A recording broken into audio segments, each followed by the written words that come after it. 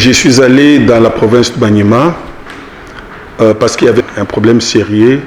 J'étais envoyé par le chef de l'État, président de la République, Félix Antoine Tshisekedi Tshilombo, pour pouvoir trouver la solution au conflit. Les conflits qui régnaient entre la population de Kabambare, dans Salamabila, et la société Banro, et aussi le conflit entre la même population et le gouvernement. Le conflit entre la population et la société Banro consistait au fait que cette population réclame que ça fait 15 ans que cette société est installée à Banro et n'exécute pas les cahiers des charges convenus entre la communauté et la société. Et suite à la non-exécution est née une milice appelée le Mai Mai Malaika. Et c'est ce groupe-là, Mai Mai, qui avait pris en otage 4 agents de la société Banro et un autre Congolais compatriote habitant aussi Salamabila. Au total, 5 personnes ont été prises en otage. C'est pourquoi le président de la République m'a fait dépêcher pour trouver solution rapidement, qu'on puisse récupérer ces otages et répondre aux revendications de la population. Je suis arrivé sur place à ce jour, nous vous parlons, quand je quittais Salamabila, 4 otages sur 5, je les ai récupérés. Le 5e, c'est le Sud-Africain. Je signale que parmi les otages, il y avait un Sud-Africain, un Zimbabwéen et 3 Congolais. On a récupéré 3 Congolais, on a récupéré un Zimbabwéen. Et le Sud-Africain était en train de venir. Je pense, pendant que nous sommes en train de faire cette interview, le Sud-Africain également sera relâché.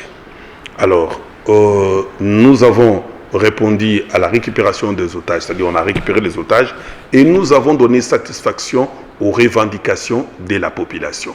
Donc le cahier des charges a connu son début d'exécution, c'est-à-dire les routes sur place. On a commencé à faire tronçon compris entre Ouamaza et Salamabila, et également la zone d'exploitation artisanale a été trouvée pour la population, et en attendant une partie de comment on appelle ça, Bovu Massassi, et cédé temporairement sur accord de Namoya Mining à ce que le trésor identifié avec jeton puisse, en attendant que la découverture soit faite de l'autre côté, puisse travailler.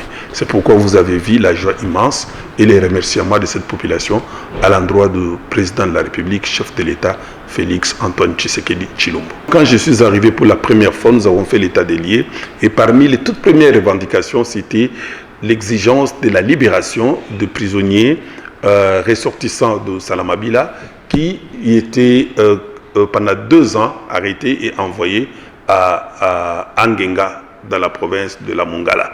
Regardez la distance qui sépare le Maniema et la Mongala. Donc ces gens, 10 personnes, parmi lesquelles le chef coutumier du groupement de Salamabila, dans la cité de Salamabila, était parmi les 10, donc qui étaient envoyés à Angenga.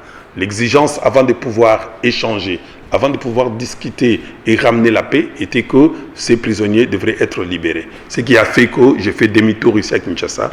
J'ai sollicité et obtenu auprès du président de la République, chef de l'État, la libération de ces 10 prisonniers.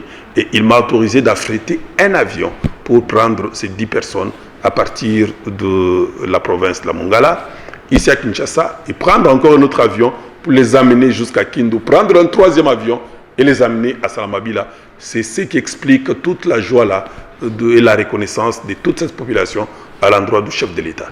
Pour avoir posé ces gestes, 2 ans durant, on était à la recherche de ses compatriotes, du chef. Vous savez, c'est un chef de groupement. Un chef, vous avez vu et vous êtes en train de voir comment la population est dans la joie lorsque le président de la République, Félix Antoine Tshisekedi Tshilombo, a remis à cette population de Salamabila leur chef de groupement Amissi, Jean-Paul. Il a été remis à sa population.